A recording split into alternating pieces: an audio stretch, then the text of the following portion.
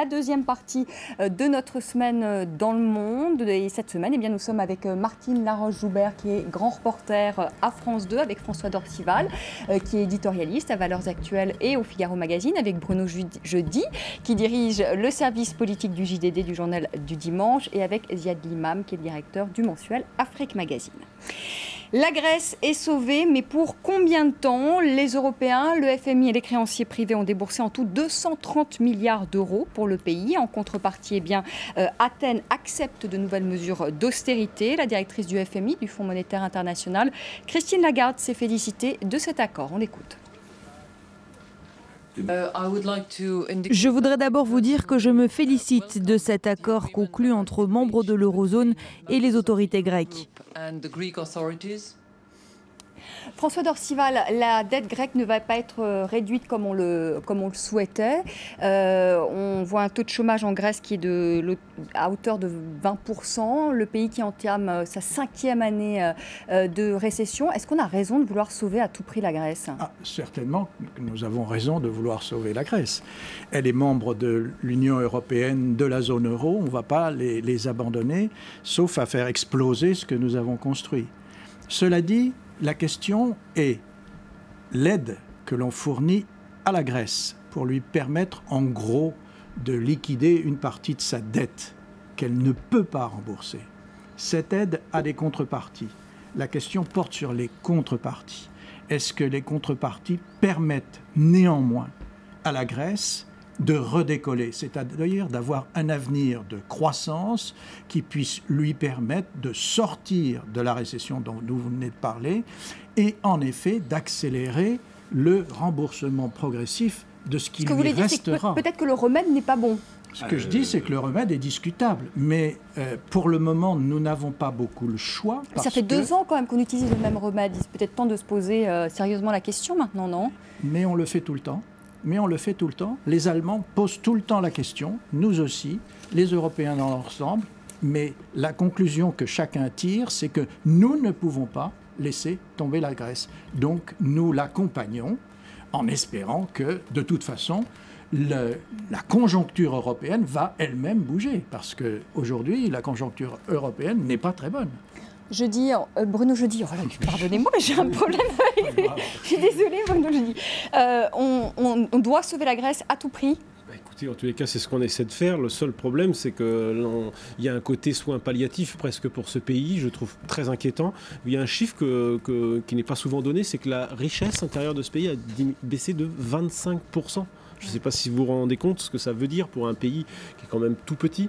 La richesse de ce pays est en baisse et aujourd'hui ils ne pourront pas faire plus qu'ils n'ont déjà fait, pas plus d'efforts qu'ils consentissent déjà, et on voit bien que le processus qu'on a tenté à travers un gouvernement d'experts, un petit peu comme ça peut-être en train de marcher en Italie, en Grèce ça ne marche pas, on va aller vers des élections sans doute dans un délai de 4 à 1 an, de 4 mois à 1 an, on ne sait pas exactement, et moi, je crois qu'on est allé beaucoup trop loin. On demande beaucoup trop à un pays. Est-ce qu'elle n'a pas intérêt à sortir de la zone euro, la Grèce? Il y avait une bonne interview là, du ministre argentin de l'économie, ancien ministre de l'économie, qui racontait que lui, finalement, l'Argentine s'en est sortie parce que le peso c'est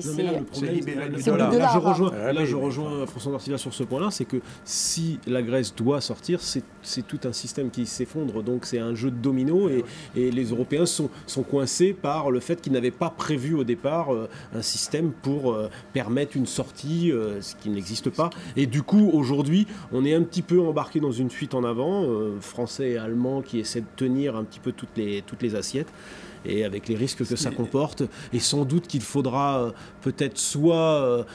en plus, ce qui est compliqué, c'est que la France rentre dans une période électorale, l'Allemagne va suivre, donc il y a comme une espèce de période transitoire, là. Il faut que les grands pays votent quasiment pour qu'on débouche peut-être soit sur de nouvelles règles, soit sur des solutions beaucoup plus radicales. Je crains qu'on soit dans une période d'entre-deux. Tenir les assiettes, c'est une bonne illustration. Vous avez compris ce que ça signifiait. Tout le monde court derrière. Il y a quelque chose que moi je trouve assez impressionnant, c'est à quel point ce problème grec est devenu le problème central de l'Europe, alors que si on ramène les masses financière, il faut quand même se dire qu'on est, sans être méchant avec la Grèce, c'est un problème périphérique. Je veux dire, si on parlait de l'Italie, si on parlait plus de l'Italie qui représente un véritable danger systémique, là on pourrait vraiment s'inquiéter. Moi je pense que on voit juste comment le fédéralisme budgétaire est en train de se mettre en place.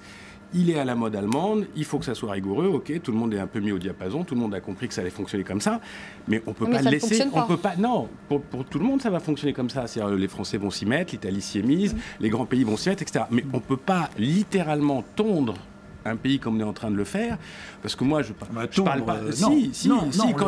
Quand on voit le désastre social, excusez-moi François, quand on voit le désastre social, je suis pas un grand lecteur de Paris Match, mais Paris Match cette semaine a montré des images qui sont quand même extrêmement dures d'une population littéralement paupérisée, qui est en train de payer le prix d'une leçon européenne. On peut pas dire à ces gens-là, ça va durer 15 ans. C'est pas possible. Il faut bien qu'en contrepartie de la rigueur, parce que je sais plus si c'est Hollande qui dit ça ou Sarko qui dit ça, il faut bien qu'en contrepartie de la rigueur, il y ait quelque chose qui ressemble à un plan de relance pour ces pays. On peut pas les laisser juste mourir, parce qu'à cette vitesse-là, quand les gens seront payés 200 € et qu'on aura viré la moitié des fonctionnaires, ça c'est sûr, il n'y aura plus de problème grec, mais il n'y aura plus de Grèce. Nous sommes d'accord sur ce point, mais tout de même, nous ne pouvons pas dire que nous les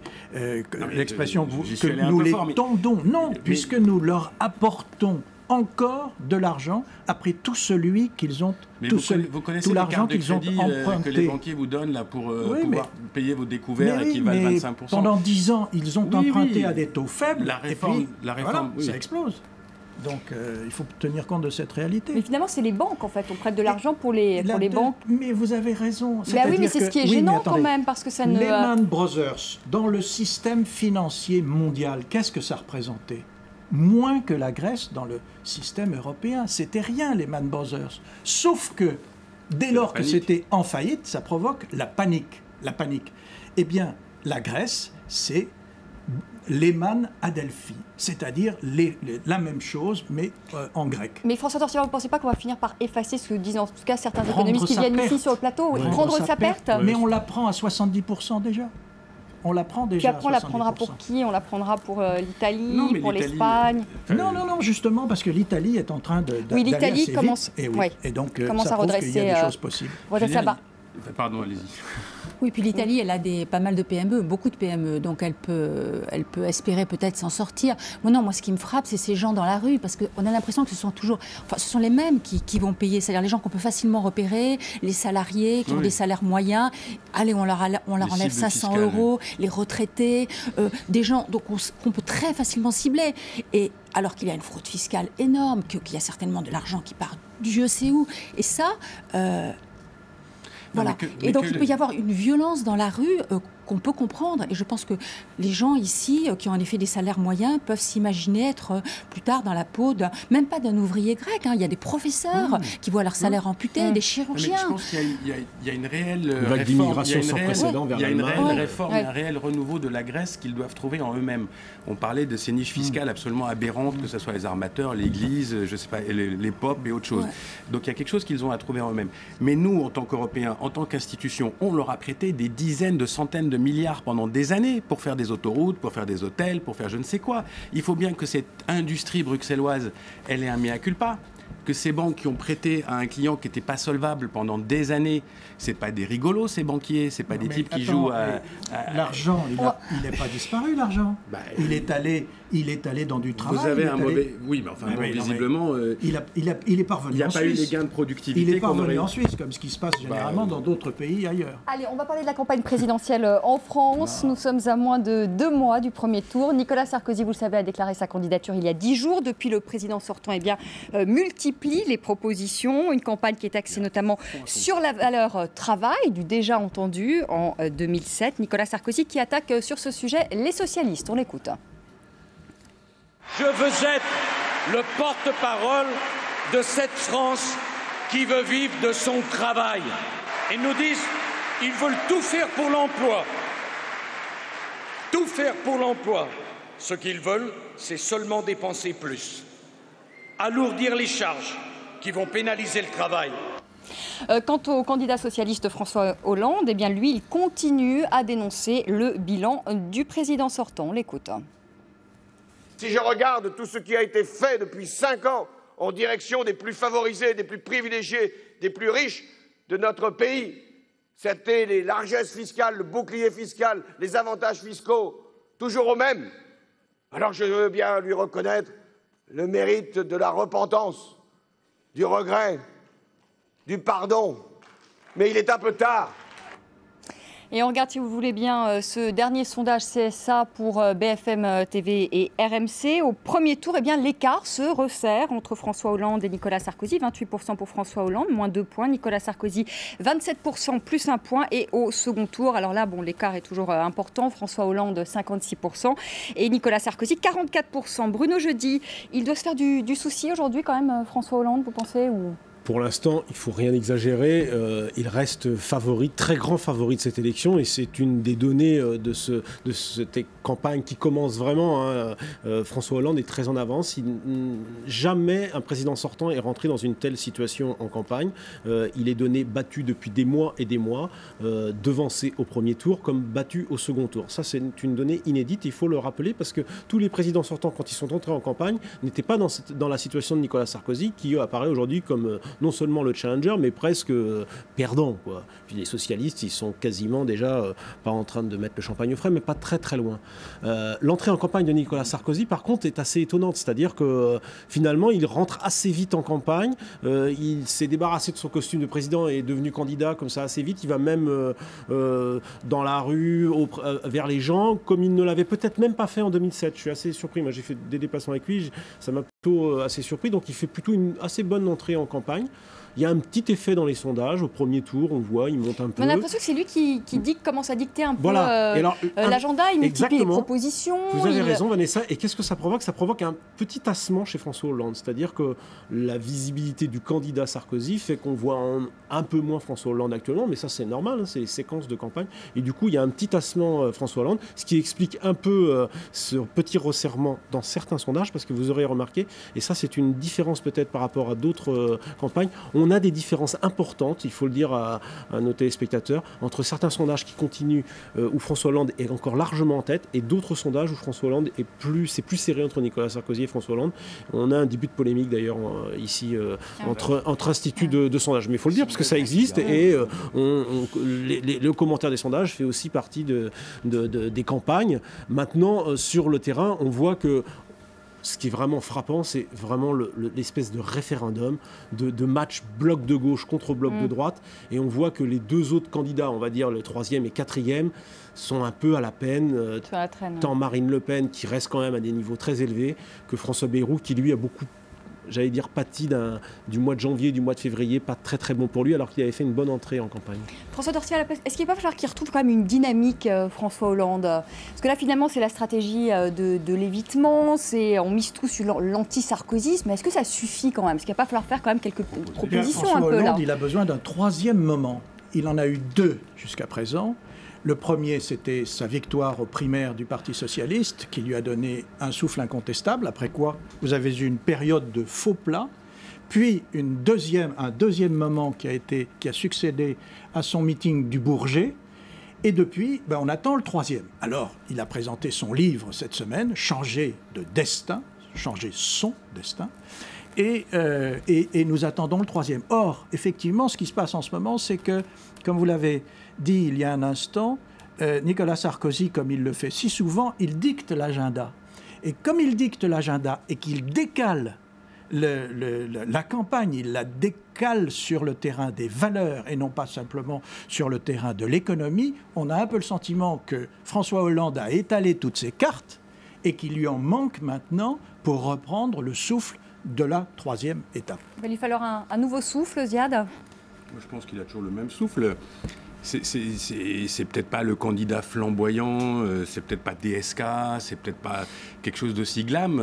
François Hollande, c'est un peu moins glam, mais peut-être que ça a plus de, j'allais dire, le diesel ira plus loin. Moi, je serais plus prudent.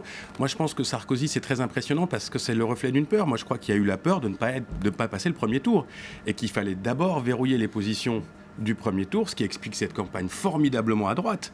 C'est-à-dire, on a du coup le débat sur les civilisations, on a du coup, est-ce qu'on ne va pas faire des référendums sur les chômeurs? Enfin, je veux dire, c'est de la droite... c'est de la droite musclore, hein. On est à la limite de la droite, comment elle s'appelle, populaire et des autres. Donc je pense que là, il y avait une véritable angoisse, il fallait être sûr de passer le premier tour.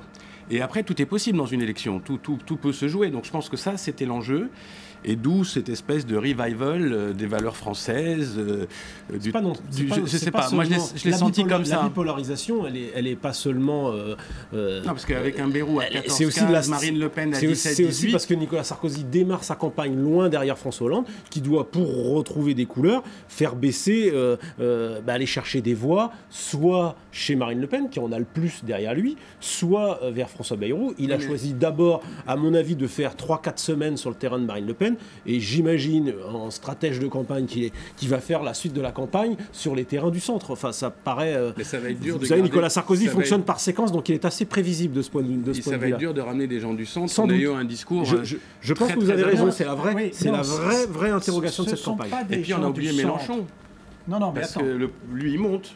C'est le seul petit qui monte. Ce ne sont pas seulement des gens du centre, les gens de François Bayrou. Au mois de janvier, il y a eu une toute petite séquence intéressante où, c'est l'Express qui posait la question, est-ce que nous allons avoir un second tour Bayrou-Le Pen?